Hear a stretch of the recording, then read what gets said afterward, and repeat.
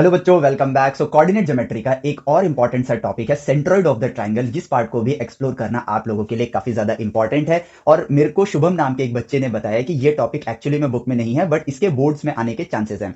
चलो, बोर्ड के point of view को हम लोग हटा देते हैं, बट अगेन हम लोगों को सेंट्रॉइड ऑफ अ ट्रायंगल को एक्सप्लोर करना है। लेकिन क्योंकि ये बुक में नहीं है और होता भी है तो भी हमें यहां पर सेंट्रॉइड ऑफ द ट्रायंगल का एक फॉर्मूला पकड़ा दिया जाता है कि सेंट्रॉइड जो है आपका, उसके कोऑर्डिनेट्स होते हैं x1 plus x2 plus x3 upon में 3, एंड उसका y कोऑर्डिनेट होता है y1 plus y2 plus y3 upon में 3। अब क्योंकि ये फॉर्मूला बहुत ही इजी है तो बच्चे इसको याद कर लेते हैं, और अगर इस पर कोई क्वेश्चन आए तो ये बहुत ही इजीली ये क्वेश्चन सॉल्व हो जाता है। लेकिन यहां पर एक इंपॉर्टेंट क्वेश्चन राइज होता है कि क्यों ना हम इसको एक्सप्लोर करें, हम समझें कि सेंट्रॉइड ऑफ द ट्रायंगल होता क्या है, और उसका अगर ये फॉर्मूला है हमारे पास तो इसको डिस्कवर कैसे किया गया होगा। तो आज के इस वीडियो लेक्चर में हम लोग यही चीज डिस्कवर करेंगे। हम इस फॉर्मूले को यहां से इरेज कर देते हैं, क्योंकि फॉर्मूला पहले नहीं आता है, पहले ऑब्जर्वेशन आती है, और उस ऑब्जर्वेशन से हम लोग फॉर्मूलाज को डिस्कवर करते हैं while communicating with nature. Nature से बात करके, और बात करने के लिए हम मैथमेटिक्स को एज अ लैंग्वेज यूज करेंगे। Plus mathematics as a language कैसे यूज करेंगे, जितनी मैथमेटिक्स हमें अभी तक आती है उसी के जरिए हम नई चीजों को खोज पाते हैं, डिस्कवर कर पाते हैं। तो हम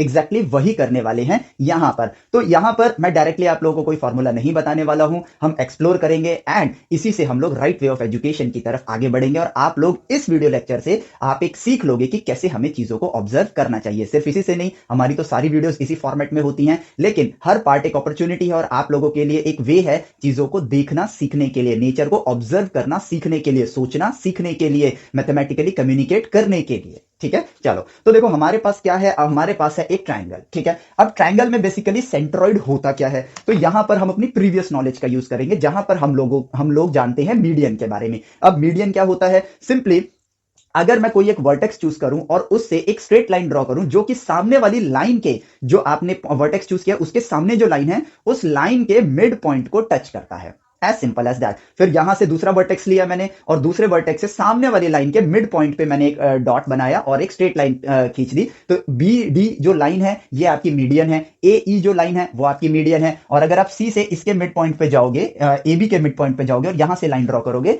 तो वो भी आपका एक मीडियन होगा। अब बाय डिफॉल्ट हुआ क्या, हमने कई ट्रायंगल्स में, चाहे वो इक्विलेटरल हो, चाहे वो स्केलन हो, चाहे वो आइसोसेलेस ट्रायंगल हो, हमने मीडियंस को बनाया, और हर बार हमें जो एक पॉइंट था, ये तीनों लाइंस एक ही पॉइंट को क्रॉस कर रही थी। ऐसा कभी नहीं हुआ कि दो लाइंस तो चलो एक पॉइंट को क्रॉस करेंगी और तीसरी लाइन जो है वो कहीं और से क्रॉस कर रही हो, ऐसा कभी नहीं हुआ। तो हमारे पास हमेशा क्या चीज निकल कर आई, हमेशा हमें यह मिला कि वो जो तीसरी लाइन है वो भी इसी पॉइंट से क्रॉस करेगी। तो अब ये एक स्पेशल पॉइंट बन जाता है और इसी पॉइंट को हमने नाम दिया सेंट्रॉइड। तो ये जो पॉइंट है जहां पर तीनों मीडियंस आपस में कोइंसाइड करते हैं, जहां तीनों लाइंस आपस में मीटअप करती हैं, उस स्पेशल पॉइंट को हम लोग कहते हैं आपका सेंट्रॉइड। और यूजुअली सेंट्रॉइड को हम जी से रिप्रेजेंट करते हैं। ठीक है, जस्ट एक सिंबल है और कुछ नहीं। तो यहां पर सेंट्रॉइड क्या होता है वो हमने देखा। ये हमारी प्रीवियस, जो हमने इससे पहले ट्रायंगल्स के बारे में पढ़ा है, वहां पर हमें ये ज्ञान मिल चुका होगा, बट स्टिल हमने यहां पर एक छोटा सा क्विक रिवीजन कर लिया। अब बात यह आती है कि हम इस सेंट्रॉइड का लोकेशन जानना चाहते हैं। लोकेशन जानना चाहते हैं मतलब हमारे पास एक कोऑर्डिनेट प्लेन होगा, उस कोऑर्डिनेट प्लेन से हम इस सेंट्रॉइड के कोऑर्डिनेट्स को जानना चाहते हैं। इनके कोऑर्डिनेट्स हमारे लिए नोन है, यानी ए बी सी जो वर्टेक्स हैं आपके, इनके कोऑर्डिनेट्स आपको नोन है। तो हम परिस्थिति को अगर देखें तो ट्रायंगल के जो तीनों वर्टेक्स हैं कोऑर्डिनेट्स नोन है, सेंट्रॉइड का कोऑर्डिनेट पता नहीं है। अब इस तस्वीर को देख के हम क्या ही कर सकते हैं, हमें समझ नहीं आ रहा है कि अभी क्या करना चाहिए। तो हर प्रॉब्लम, अब हमारे पास एक प्रॉब्लम है और उस प्रॉब्लम का सॉल्यूशन क्या होगा, जब हमें इस सेंट्रॉइड का कोऑर्डिनेट मिल जाएगा तो हमें पता है कि हमें डिस्कवर क्या करना है, और हमें जिस चीज को डिस्कवर करना है वो हमें पता नहीं है कि उसका रिजल्ट क्या होगा। तो हमें यहां पर ऑब्जर्वेशन को स्टार्ट कर देना है। तो सबसे बड़ी बात यह आती है कि सेंट्रॉइड का कोऑर्डिनेट बताने के लिए अगर मैं अपने कोऑर्डिनेट ज्योमेट्री का यूज करूं तो कोऑर्डिनेट ज्योमेट्री में मैथमेटिक्स की वो कौन कौन सी चीजें हैं जो मेरे को अभी तक आती हैं, जितना मुझे ज्ञान है मैं उस पर बात करूं। तो मुझे डिस्टेंस फार्मूला पता है, तो यार डिस्टेंस फार्मूला से कोऑर्डिनेट तो पता नहीं चलेगा, लेकिन अगर मुझे एंगल का पता हो, ठीक है, इस लेंथ का पता हो, लेकिन वो लेंथ निकालने के लिए भी मुझे कोऑर्डिनेट का मतलब जी का कोऑर्डिनेट पता होना चाहिए, सेंट्रॉइड का कोऑर्डिनेट पता होना चाहिए। तो डिस्टेंस फार्मूला यहां पे वर्क करता हुआ मुझे नजर नहीं आ रहा है।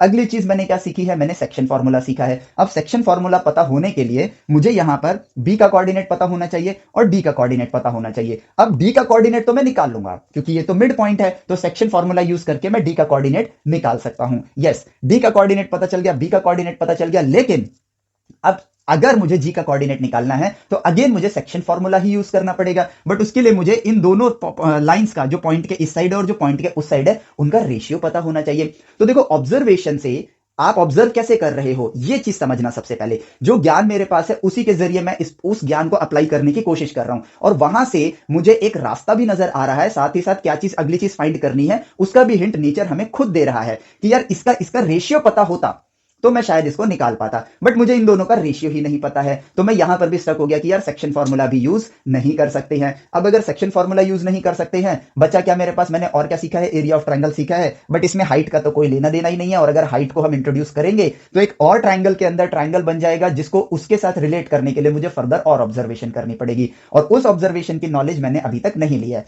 लेकिन अब अगर मैं सोचूं कि अगर ये मेरी टेक्स्ट बुक में है, अब देखो मैंने जो टेक्स्ट बुक यूज कर रहा हूं वो प्रीवियस ईयर की है, ठीक है, तो उसमें भी ये सेंट्रॉइड वाला पार्ट नहीं है, लेकिन मुझे अब याद आया कि जब मेरा टाइम था 2007 में, यानी जब मैं 10th ग्रेड में था, तो उस टाइम सेंट्रॉइड वाला पार्ट हमारी एनसीईआरटी की बुक में था। तो चलो मैं उस पॉइंट को अगर उठाता हूं, या ये सोच लूं मैं आज के टाइम के बच्चों के हिसाब से कि सेंट्रॉइड पहले पढ़ाया जाता था, इसका मतलब कि उस चीज को एक्सप्लेन किया जा सकता है, इसका मतलब वहां तक पहुंचने से पहले हम वो ज्ञान ले चुके होंगे, बस हमें खोजना है, हमें उस खोजकर्ता की नजर से देखना है कि हम इसके रिजल्ट तक पहुंच पाए। तो हमें और क्या आता है? ट्रायंगल्स के बारे में।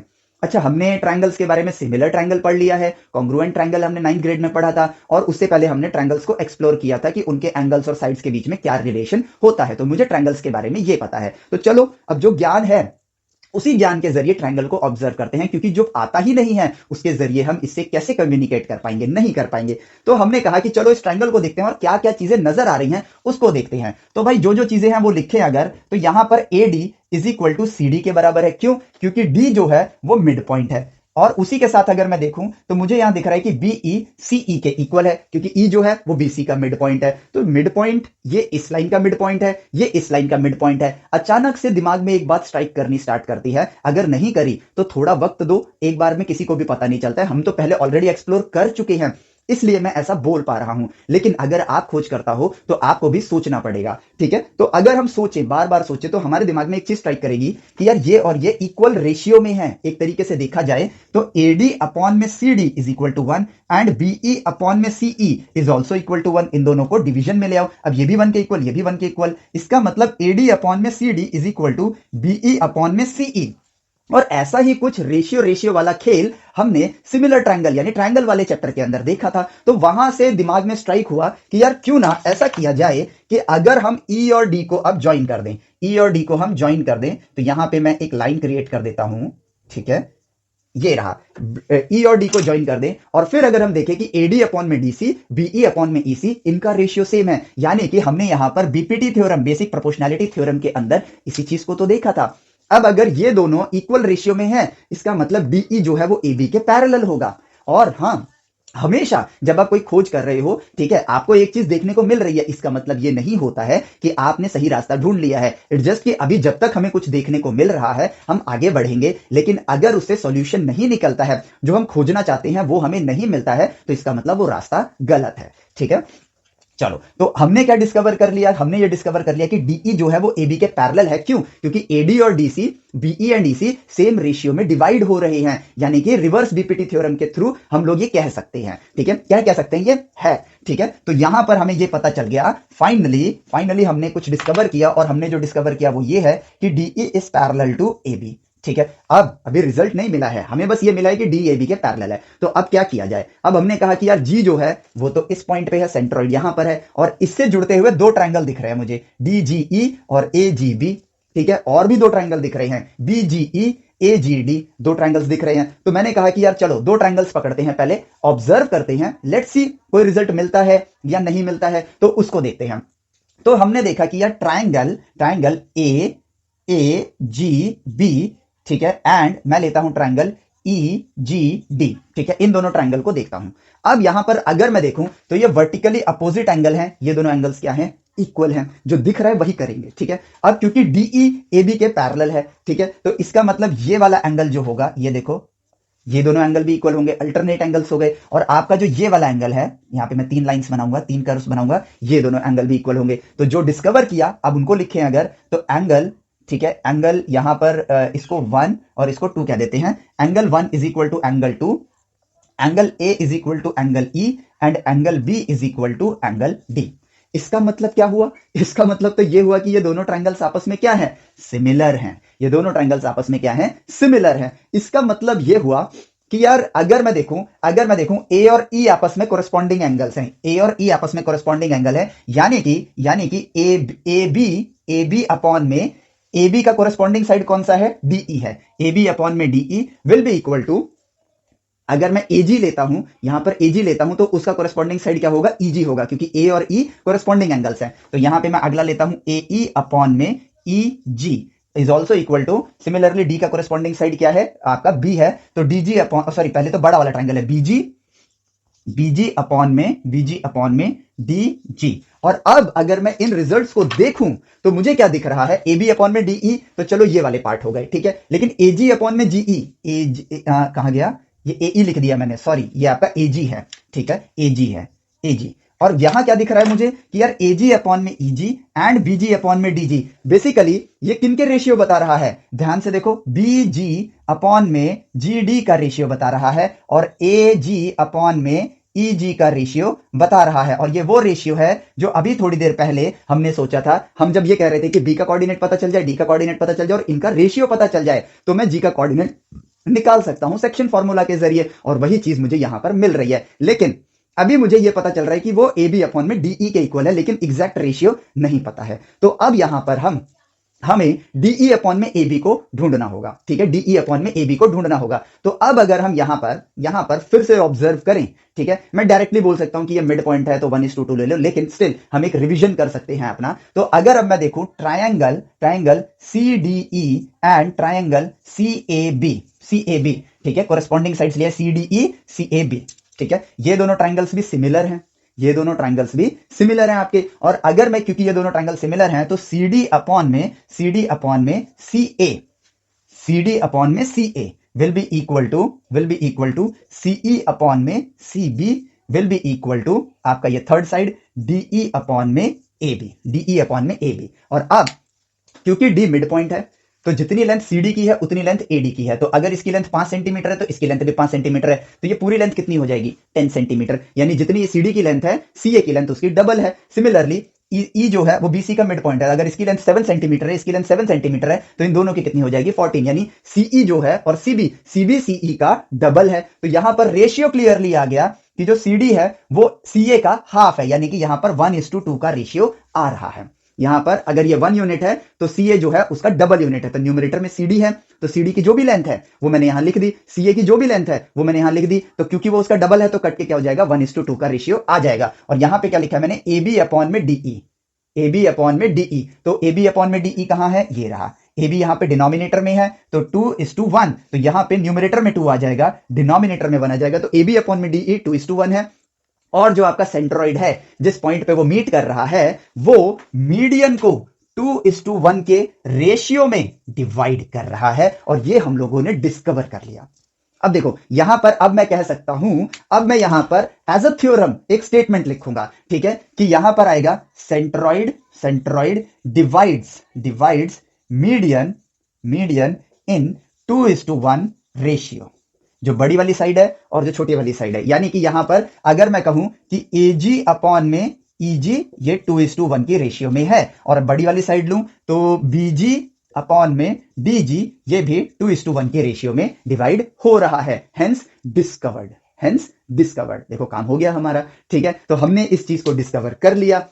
अब हमारे पास एक प्रॉपर रोड मैप रेडी है। हमें देखो इस पाथ से ये नहीं पता था सॉल्यूशन मिलेगा, लेकिन इस पाथ से हमें सॉल्यूशन मिल गया, और इस पाथ को ढूंढने के लिए हमें आउट ऑफ द सिलेबस नहीं जाना पड़ा, जो आता था उसी के जरिए हमने कम्युनिकेट किया। तो इसका मतलब ये 2:1 के रेशियो में डिवाइड करेगा। अब हम अपना फ्रेम ऑफ रेफरेंस यानी कि अपना कोऑर्डिनेट प्लेन यहां पर बना देते हैं, ठीक है, कोऑर्डिनेट प्लेन यहां पर बना देते हैं, और यहां पर सारे पॉइंट्स के कोऑर्डिनेट्स लिख देते हैं। ये नोन है x1 y1, b का कोऑर्डिनेट ले लिया x2 y2, c का कोऑर्डिनेट ले लिया x3 y3, ठीक है, x3 y3 ले लिया। अब सेक्शन फॉर्मूला अगर मिड पॉइंट के लिए लगाया जाए तो ये 1:1 के रेशियो में है, ठीक है। तो 1x3 1x2 डिवाइड बाई 1 + 1, तो यहां पर क्या कोऑर्डिनेट आ जाएगा? ई पॉइंट का कोऑर्डिनेट आ जाएगा x2 plus x3 whole divided by 2, y coordinate आएगा y2 plus y3 whole divided by 2। इसको हम लोग मिड पॉइंट फॉर्मूला भी कहते हैं, लेकिन क्या ही फर्क पड़ता है, सेक्शन फॉर्मूला ही है। ठीक है, तो E का कोऑर्डिनेट मिल गया, A का कोऑर्डिनेट मिल गया।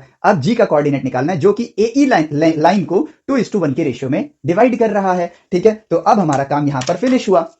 अब हम अपनी नो नॉलेज का यूज करेंगे, यानी कि सेक्शन फॉर्मूला जो हम ऑलरेडी डिस्कवर कर चुके हैं। तो उसके अकॉर्डिंग मेरे पास, मैं यहां पे बना लेता हूं, ठीक है, यहां पे दोबारा से लिख लेता हूं, ये ए पॉइंट है जिसका कोऑर्डिनेट है x1 y1, ये ई पॉइंट है जिसका कोऑर्डिनेट है x2 plus x3 whole divided by 2, y2 plus y3 whole divided by 2, और यहां पर जी पॉइंट है जिसका कोऑर्डिनेट है x, y, जो मेरे लिए अननोन है, 2:1 के रेशियो में डिवाइड कर रहा है। तो अगर मैं यहां पर सेक्शन फॉर्मूला का यूज करूं तो वो आएगा 2 मल्टीप्लाई दिस कोऑर्डिनेट, जो कि हो गया x2 plus x3 whole divided by 2, ठीक है, plus 1 multiply x1 whole divided by, ये पूरा का पूरा किससे डिवाइड होगा, m प्लस n से, यानी कि 2 प्लस 1 से, और यहां पर 2 से 2 कट जाएगा और रिमेनिंग क्या बचेगा, x1 plus x2 plus x3 whole divided by 3।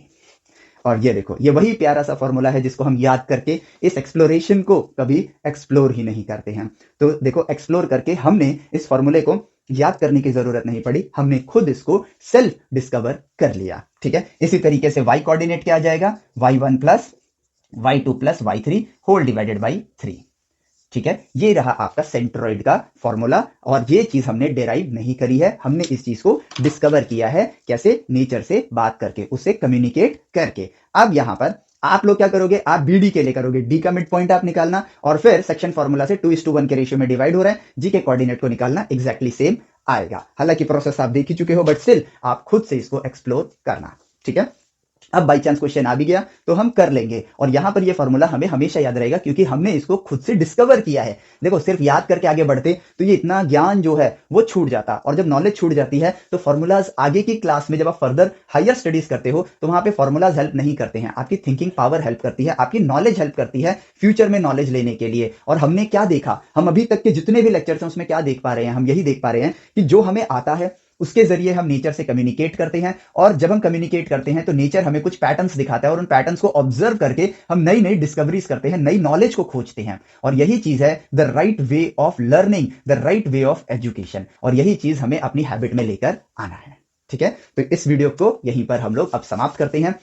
Centroid of triangle आपने डिस्कवर कर लिया है, उम्मीद करता हूं आपको सही नॉलेज मिली होगी, और ये भी उम्मीद करता हूं कि आप अपने दोस्तों के साथ इस चीज को ज्यादा से ज्यादा शेयर करोगे, ताकि हम इंडिया में the right way of education को ज्यादा से ज्यादा स्प्रेड कर सकें। ठीक है, चलो तो मिलते हैं आपसे नेक्स्ट लेक्चर में। Till then take care, bye bye, जय हिंद।